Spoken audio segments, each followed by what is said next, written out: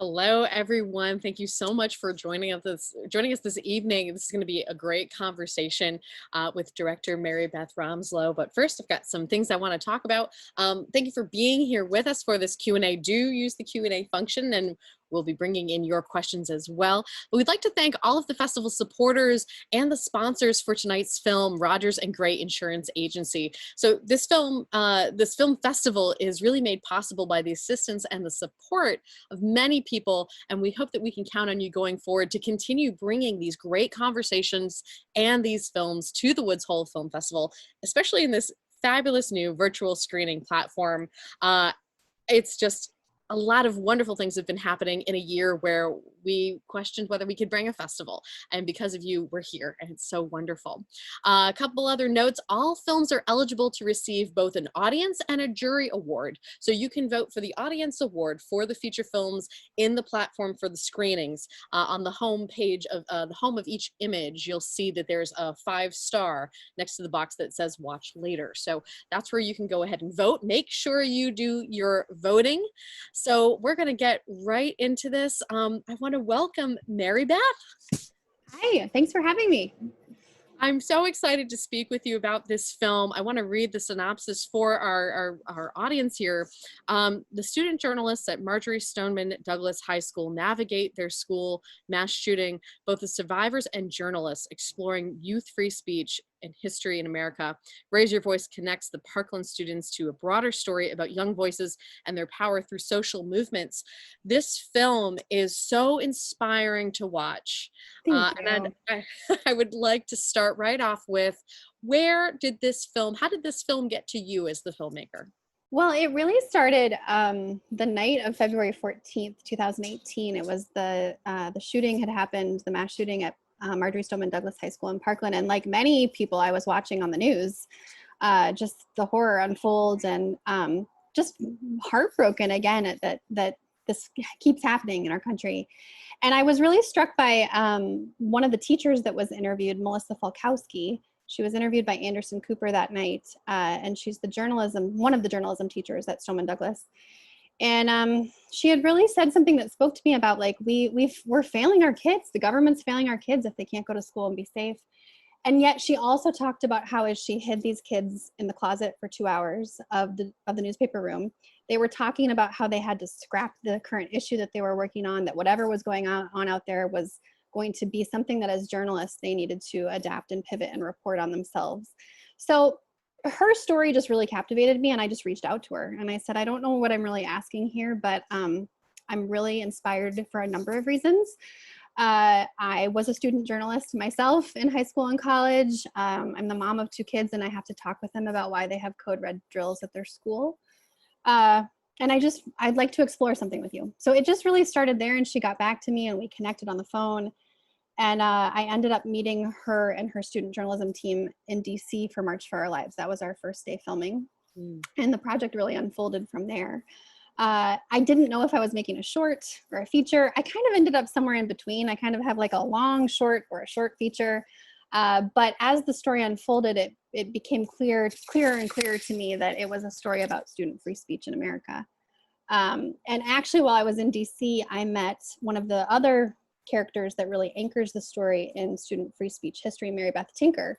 So we are both named Maribeth, and we actually both grew up in Des Moines. So we have this synergy that when I first met her, I said, my name is also Maribeth, and I also grew up in Des Moines. And she said, well, I have to hug you.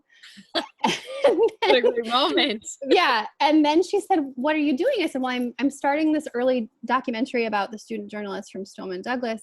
And she said, well, this is the 50th anniversary of our court case. You should bring them to Des Moines. Wow. And so it all kind of, it was one of those just following a story as it unfolded, really. And a lot of serendipity of things coming together and seeing parallels, and also seeing how student journalists and students that use their voice today are building on past leaders and past pioneers too. Talk about kismet. Yeah, total kismet. I mean, being when you're a documentary filmmaker like that, I mean, you're following all of these paths to hopefully get to, a story to unveil itself. So what a great opportunity to meet Maribeth Tinker. Yeah. I think that when people first see the film, or at least get started into the film, when I read the synopsis, it felt like, okay, so this is about a shooting, and no, it's not. It's actually about the amendment, the first, the amendment to freedom of speech and to Mhm. journalism and to the rights of information, Yeah. and youth having that right. Tell us more about that unfolding, as you were drawn to it, but then of course you meet Maribeth Tinker. Um, Yeah. what kind of Um, things did you learn that surprised you as you were doing this? so many things. I mean, I think I had a connection to this too. I lost a cousin to gun violence, and so I probably thought initially also it was maybe about more Second Amendment Okay. issues. Right. But as I met Mary Beth Tinker and as I was in DC for the march, I thought, no, I really think that we can't even address other issues if we don't have our right to free speech, and if we don't have that to build on, you can't advocate for anything else that you believe in, whether that be climate change or trans rights or whatever. You have to have this foundation that is strong and firm, and you have to be able to speak out. And then I also was struck by, it's not like there's just magically this day that young people get to use their voice. They have to practice it. And I think great teachers empower you to do that. But also realizing what a constitutional right it is. It's your right as young people in school. I mean, there are some limitations for safety, but I think young people don't realize as much power as they have. Yeah. I think they are realizing it, especially with the power of social media and things like that. But I was really, I was educated too, and also just understanding that a lot of people don't know what the five freedoms are. A lot of adults don't know what the five freedoms are that are guaranteed to you by the First Amendment. So there was a lot of education in it for myself, even as someone that studied journalism. It was like a revisiting of some of the principles of storytelling that were sort of ingrained in me as a young person that have grown into being the filmmaker that I am today. And I think, I don't know, I learned a lot along the way, but I learned a lot too, just about trying to find threads through history. And I think that was the most exciting part of the story crafting process with this one. I have to tell you, as I was watching this, there was one moment later in the film where there's a very young man sitting at a press conference, and I'm a West Wing fan. I wonder if you are also. Oh, yes. But for any of our West Wing fans out there, there is an episode where they do dedicate time to the rights of kids, the rights Yeah. of children. Mhm. And I just thought, like, seeing that young man, I'm going to get teary eyed, seeing that young man sitting there and like holding the press secretary's feet to the fire about a serious question. Mhm. Um, it was just amazing. And so I want to talk a little bit about what journalism in schools. Mhm. And I think when I was coming up through school, we had a social studies class. We didn't really have so much journalism. So I want to talk a little bit more about that, being is for people that don't understand what student journalism is, who might not have had that experience going up through their schooling. Yeah, I mean, it can mean a lot of different things. Schools that have official programs have newspapers that they put out, whether that's digitally or in print. Mhm. The Eagle Eye, which is the publication for Stoneman Douglas, prints digitally, but they also print 4 times a year, like almost like a news magazine. Mm. Um, a lot of schools now also have broadcast departments where they're putting out like student television about news in their school. And what's really interesting, and one of the experts in the film talked about this, that newspapers and news organizations, they're losing ad budgets and ad revenue all the time, and they're closing their doors. And Yeah. so actually these student publications, even though they're young journalists and they're learning and practicing early on the principles, they're reporting on things that might otherwise just fall through the cracks because there isn't a local newspaper to report on it. So yes, they're reporting on things in their school, but they're also really reporting on things that are happening in the community. So there's some really interesting and amazing work that's happening there. And I think they're really filling a void of how the media landscape is really changing, and newspapers are having to close their doors, and the way that people used to get news is changing. So I think actually student journalists are part of that change. Now, there are a lot of schools that don't have journalism programs, and that's actually something that I'd really like to try and do with this film, is to help inspire social studies programs or English programs to find a way to make news in their school, promote that. So that's something that I'm going to work on this year with the impact campaign with the film, is how to inspire schools that don't have it, help them find budget, and also the oversight and instruction to how to even have a newspaper or a broadcast team at your school. Because there's a lot of schools that don't have that, and I think they could really benefit from that expression of their free speech, the reporting in their community about their school and around them.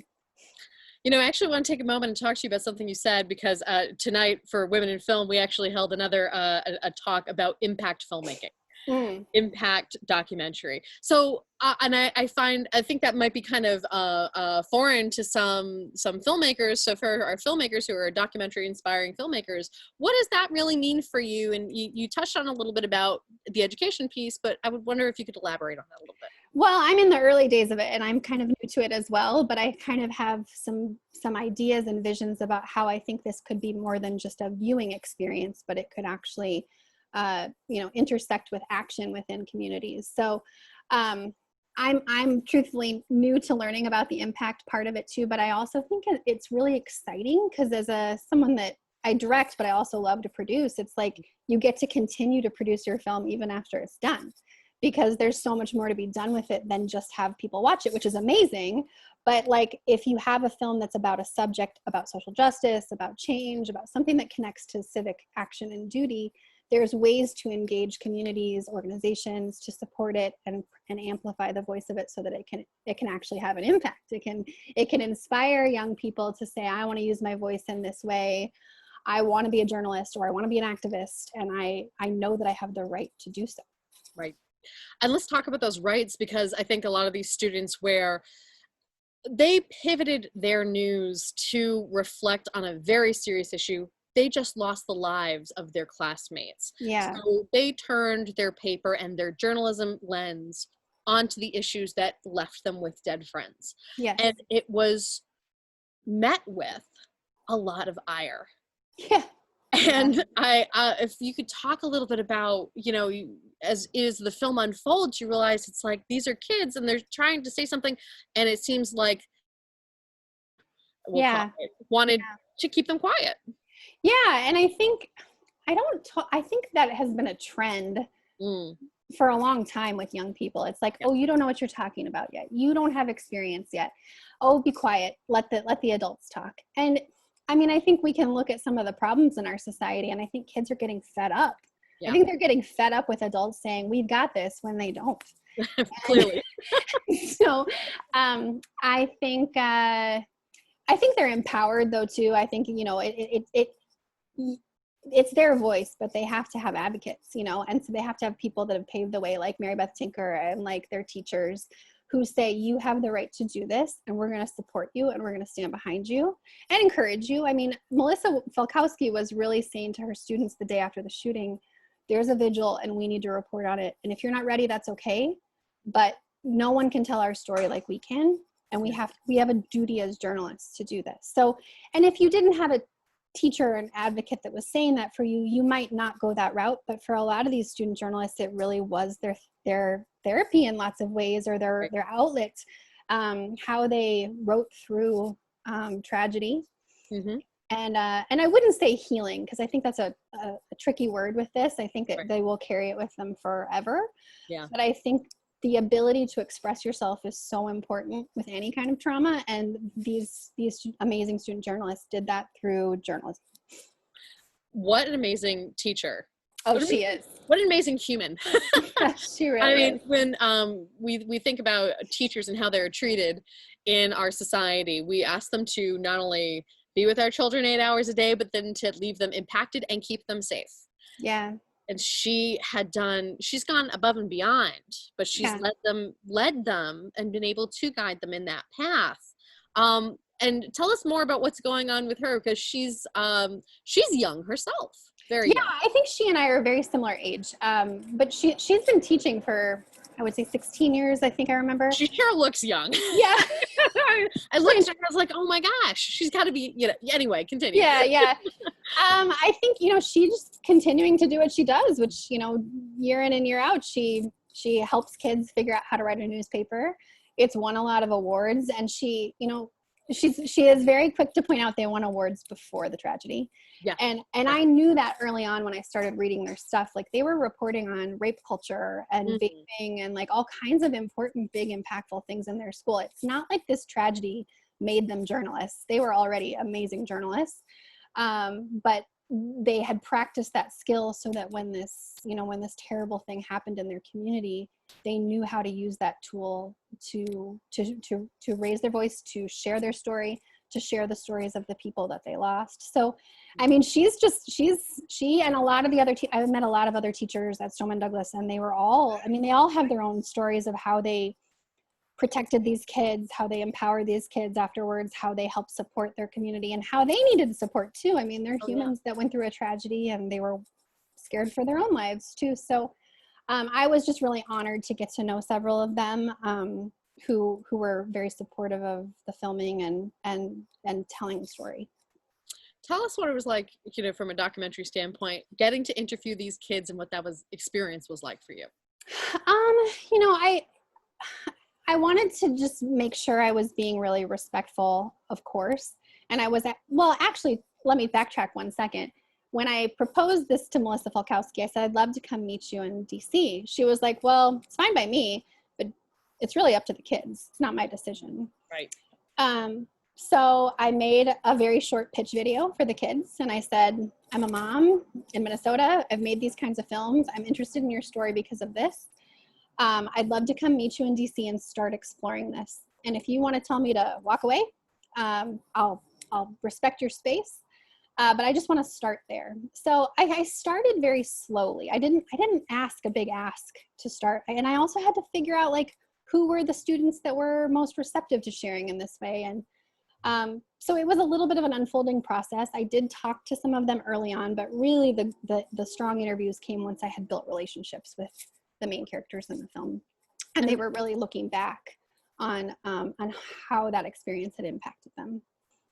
Which is a tough ask, because you have to, and they're doing it every day, but you're reliving this trauma, and some of it is healing, some of it is reliving the trauma, so I love that so many of them were so gung-ho to get it out there. I mean, this is an impressive group of young people. It really is. But truthfully, I mean, it took a while. I think they were really inundated with media requests right away. Right. And they were getting chased by some journalists to school. I mean, it was very carefully and very respectfully. And I thought about, how would I want my kids to be treated by a filmmaker that was pursuing this?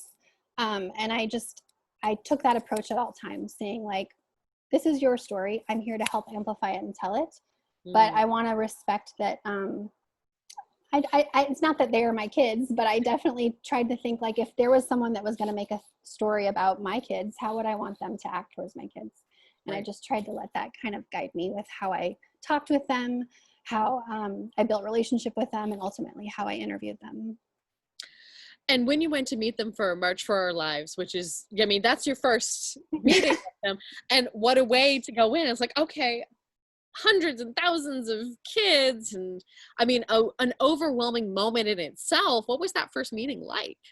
I mean, I think it was discovery, if I can be honest. I don't think they didn't really know who I was, and we hadn't built that relationship yet, and they were there for themselves, and I wanted to respect that. So I was really just in much more of a discovery and listening phase. And really at the march, I was only with them for a little bit. I actually ended up spending a little bit more time with them the day before at the museum, where they were on a panel. But at the march, they went into an area that you had to have a special bracelet. You had to be from Stoneman Douglas. And so there was another team from Washington Post and from Vice that were also following them. And we all kind of just had to wave goodbye because they went into their area. And so it was just early days, and I didn't put a lot of stock into saying this has to be something. I said, this is an investment in trying to figure out what this project is. And their voices aren't the only voices in the piece. We have, tell us a little bit more about the young woman from Texas. Yeah, so, I think I wanted to make sure that it was clear that these rights are not, easy for everyone and unchallenged. They are definitely challenged. The student journalists in Parkland happen to have a major advocate for them. But also there are students that are being censored all over the country. They're being told to sit down and shut up and don't publish that. It makes our school look bad. And so I discovered Neha's story, actually through the New York Times, I think. She was reported on in the New York Times, and she had reported on the school walkouts that were sort of a domino effect of the Parkland shooting. Right. And she was censored for that reporting. And then her journalism teacher actually stood up for her, but ended up getting fired for doing so. Crazy.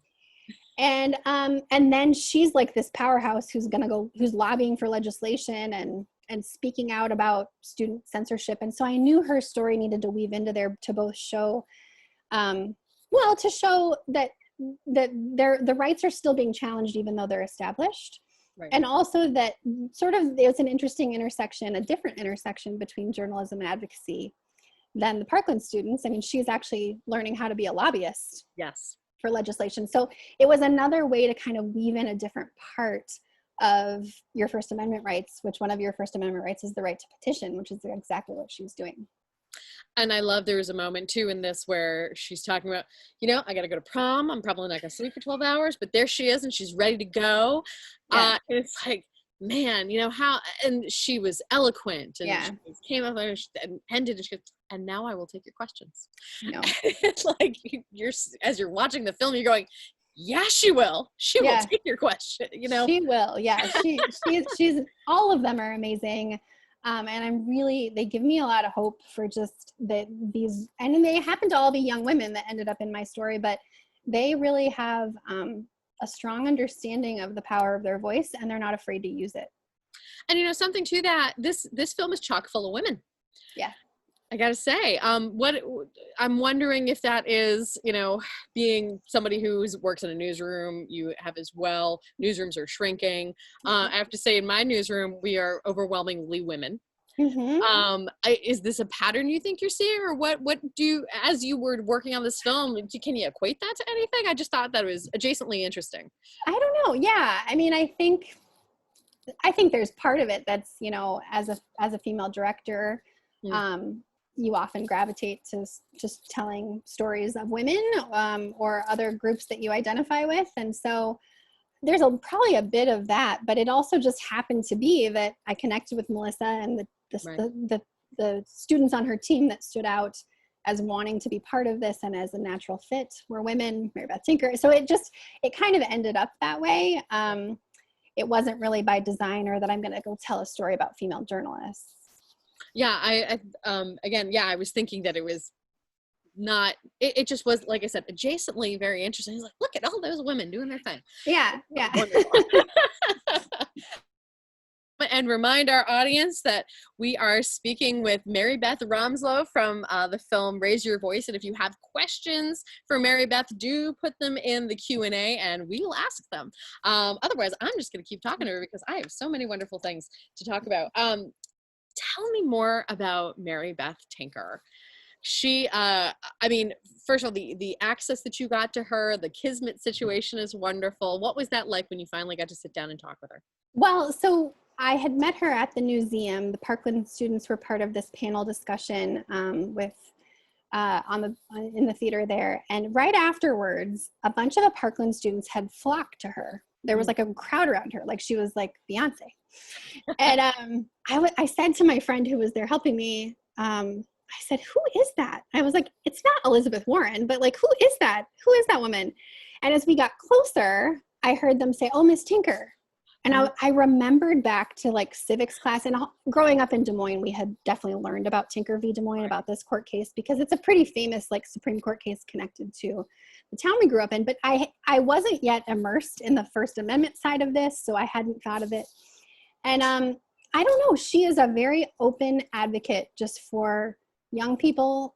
She's made it really her life's work. I mean, her career was, she was a pediatric nurse, but she has always, like, this court case shaped her. She was 13 when she wore the armband. She was 17 when the Supreme Court ruled in her favor. I mean, I think she speaks very much about these experiences that you have as a young person. You don't realize how they're going to carry with you for the rest of your life. Right. And so she is this advocate for young people's rights, for the rights of all people to speak out. So she was just a very open and natural connection. It happened very, like you said, kismet. And it was funny because my husband's a lawyer. And that night I texted him and I was like, do you know who Maribeth Tinker is? And he's like, duh. Like, he's like, Tinker v. Des Moines. It's like one of the 10 landmark, cases you learn about first year of law school. And I was like, she and I are friends. I know her. I know her. I We're met her. friends. I hugged her today, and he was like, "What?" And then all through this process, he would be like, "You've got a text from just Maribeth Tinker, like, no big deal." But she is a very she is truly like an advocate for human rights for young people. She lives it every day. And she talks a lot about it, how I think it was because it was just part of her upbringing in her family. They were big into the civil rights movement and equality. And then this court case really just, set a trajectory to say, I'm about advocating for people's rights. I just loved this deep dive into who she was because for me growing up, I knew about the armbands and I knew that there was a case. I did not have any idea who or where, just that, oh yeah, Vietnam, they wore armbands. They were told it was cool after they fought for it. And that was it. That was like, I got the veneer story humanly possible. And so this is why, this is why, when my class decided something was not right, we have a sit-in. And this is part of that culture of protest and owning your rights as a student. Mm-hmm. And I loved how we got access to her. And she kept all these files. Talk about this file of she has of that whole movement that she was part of. Well, she has it just I'm trying to help her archive it actually, because she just has it like in file cabinet in her house. And it's a treasure trove of like historical information, because her mother really, I actually talked with her a little bit. I'm like, your mom was kind of a journalist. She took notes at every, school board meeting about the armbands, about all the different court proceedings. She had all these prolific notes, and then she would clip every news article she could find about the case. So she was sort of this like archivist journalist herself. And so it was like an amazing dive through history, just to look through those files with her. And she hadn't looked at them in a little while too, or some of them. And so it was a little bit of discovery for her as well, I think, of just some old stuff that, she talks a lot about her story, and she actually took a bus years ago called the Tinker Tour and took it around the country and took it to schools to educate and advocate for First Amendment rights for young people. So cool. I know. She's amazingly cool. And I feel so honored to have known her through this project. But I think it's really important for kids to know the basis of where their rights come from, and that there's precedent, and to understand the legal precedent of things is there's power in being a young person saying, no, I know where this came from. And I have the right to do this because people paved the way before me. Right. And I love that intersection came for this story, because I think it gives it much more historical weight, and also understanding that it's all part of a journey together, and that there's still a long way to go. There's such a long way to go. And I, through other conversations we've had with filmmakers in the film festival that are dealing with social political issues, especially around bullying and journalism and where we get our information. These kids that are doing this hard work during the journalism in an age of clickbait. Yeah. And I just wonder, I'm ready for like part 2 of this film. I know that you,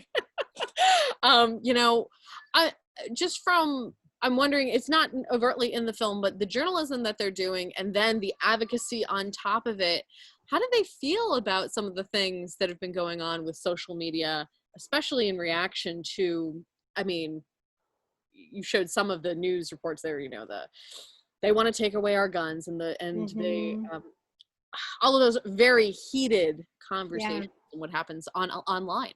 Well, I think it's interesting, because I think there is sort of, whether or not they choose to go on to be journalists in college or beyond, they have learned this skill. And there's a lot of now, citizen journalism is a real thing. It's a different thing than traditional journalism. But like even here, I live in Minneapolis, and with George Floyd, it was a young person who videotaped it. She was 17 years old. And she actually, I think, has taken some journalism classes, I've heard.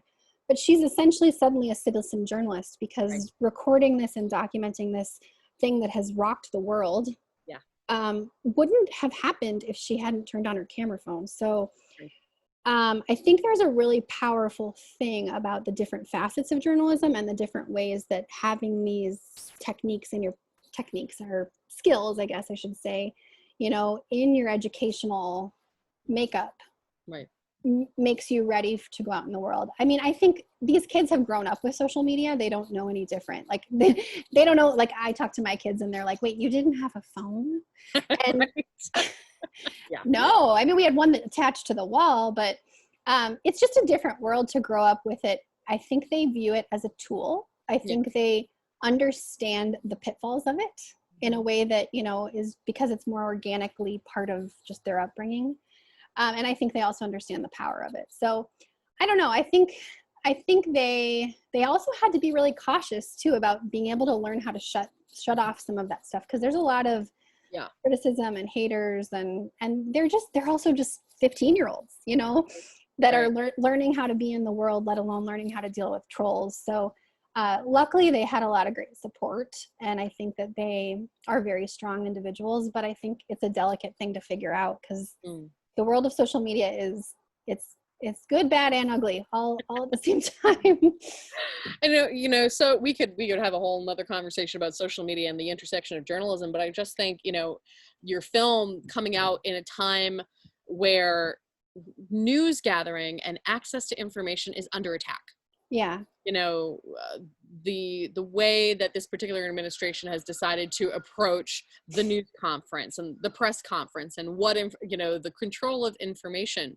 I'm wondering if, now that the film is out and that people are seeing this, what kind of feedback are you getting about this intersection of, really wanting to have great journalism out there, but there's so little access. There's a lot of trying to quiet people.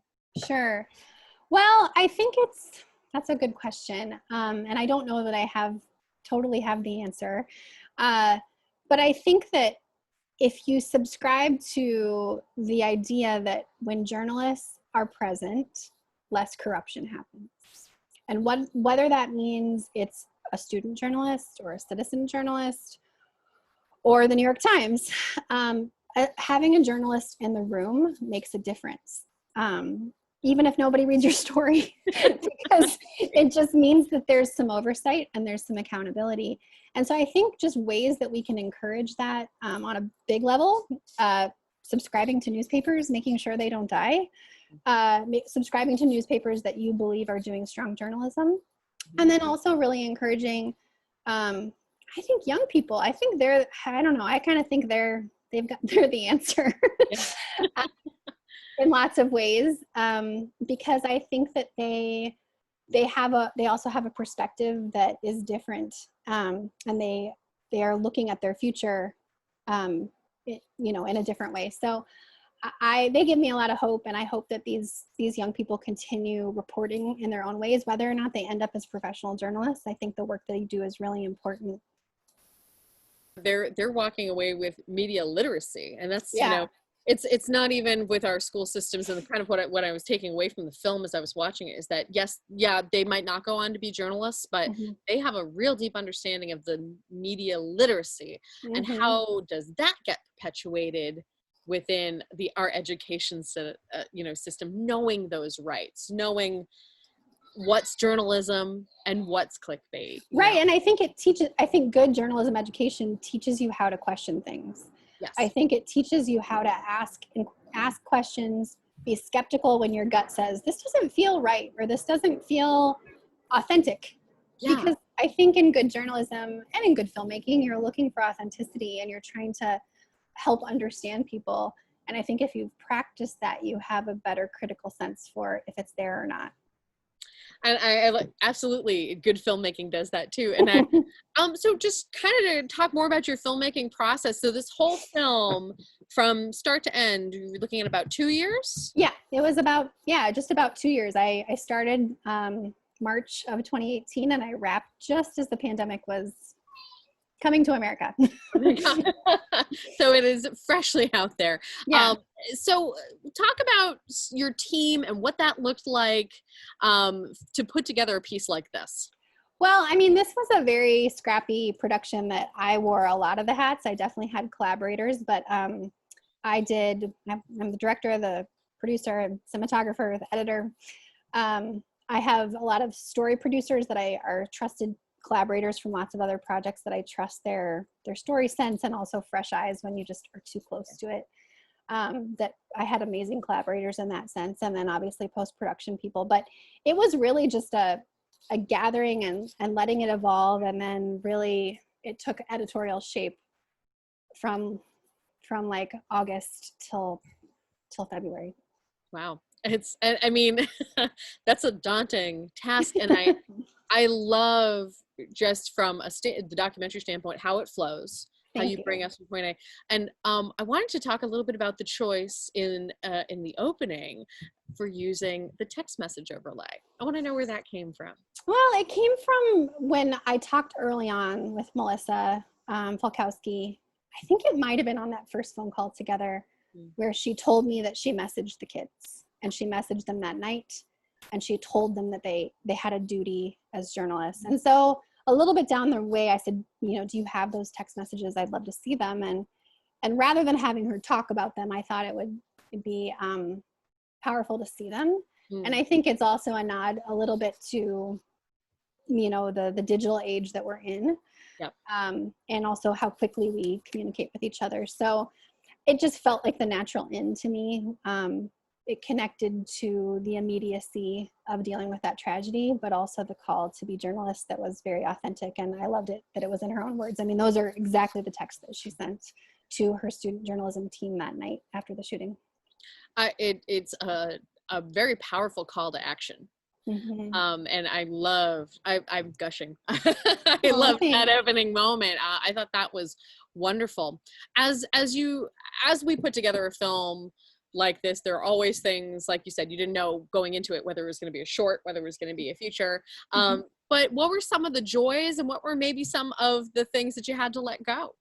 Well, I think because I decided to pursue a story that was mostly in Florida, and I live in Minnesota, there were some challenges there with just figuring out how to effectively tell a story but not really have it be in your backyard. It was actually really wonderful when the Des Moines intersection came, because my parents still live in Des Moines, and so I went to Des Moines for a week for the Tinker anniversary when the Parkland students came, and my dad was like my camera assistant. And, you know, and my parents were like, see, you should always make movies in your hometown. Perfect. So they got to be kind of involved, which was really cool. And also, I don't know, I think there's always challenges. You never have enough time or money, especially when you're an indie maker that's kind of bootstrapping something and pursuing a project on your own. But I think it also provides a lot of creativity. Right. And you have to, you know, the constraint breeds more creativity. So I just kind of embraced that. I knew that it would have that, and I found ways to connect the dots. I did do a fair amount of travel for this project. I was in Parkland, I think 4 times, in Des Moines, and then New York for the Pulitzers, and in DC to talk to Maribeth Tinker again twice. So like there was at one point. Yeah, Texas, right. Yeah. So like there was a fair amount of moving around, but I'm also a pretty filmmaker where I can pretty much shoot stuff myself with one helper. And so it lets you kind of, you know, follow a story nimbly. So that's what I tried to do. I love it. As our time grows short, I want to know, what's the next thing happening for you now that, and I know you're like, I just got this film out, I'm taking a break. No, but what's the next thing for you? That's a great question. I do actually have dreams of doing a podcast connected to this story about young people's voices in our country. I don't know what that is yet, but I think that it would be a really cool podcast to share more stories of young people using their First Amendment rights. So that may be in the works. I had a totally different project that's a conceptual dance film that was also supposed to premiere in March at the Art Museum here in Minneapolis. That is, you know, I'm finding an online future for it in the pandemic. And I don't know, getting my kids back to school or back to homeschool or whatever we're doing this fall. So I don't know, I don't have a huge project on the horizon, and I actually tend to do this a lot where when a project's done, I just need a little time to regroup and focus on actually getting this project into the world. And I'm really excited. I'm working with an educational distributor, Good Docs, with this film to get the film into schools in the fall or distance learning. And there'll be a lot of, I mean, that's a whole project in and of itself to sort of get behind the impact producing and the outreach for this. So while we're apart and not on set as much, that's kind of what I'll be focusing on next. Well, then I'm going to give you the opportunity to pitch here. If somebody who is watching is interested in bringing your film to their school, social, otherwise, how do they get in touch with you? So if you go to raiseyourvoicedocumentary.com, you can get in touch with me. The film will be up on Good Docs, which is an educational distributor, I think as of next week. I don't have the exact date, but it's coming. And educators or community groups will be able to license it for streaming, or order a DVD. And there's a study guide that's fully available with handouts for students for activities and discussion points around First Amendment, Supreme Court, journalism, activism, and expression. That's wonderful. And then I want to ask you one last thing. Yeah. Before we have to go, especially for our budding documentary filmmakers, what is one piece of advice you would give to a young filmmaker? Oh, I think that the best camera you can use is the one that's in your hand. So don't worry about all the gear. Don't worry about having the right perfect piece of gear to do everything. Follow a story that you know needs to be told. And if you do it with your iPhone and you do it well, it'll be brilliant. So just don't let the gear get in the way, and also just start. Like, nobody's going to give you permission. Nobody's going to say you're ready. Just go and tell the story.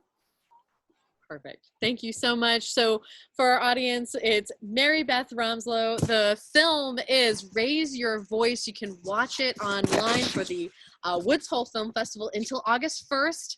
Connect with Maribeth, connect with this film. I want to also thank our sponsor again, Rogers and Gray, for making it possible for us to have these great conversations. Maribeth, thank you so much for taking the time today. Thank you. It was wonderful to chat with you. Have a good one. You too.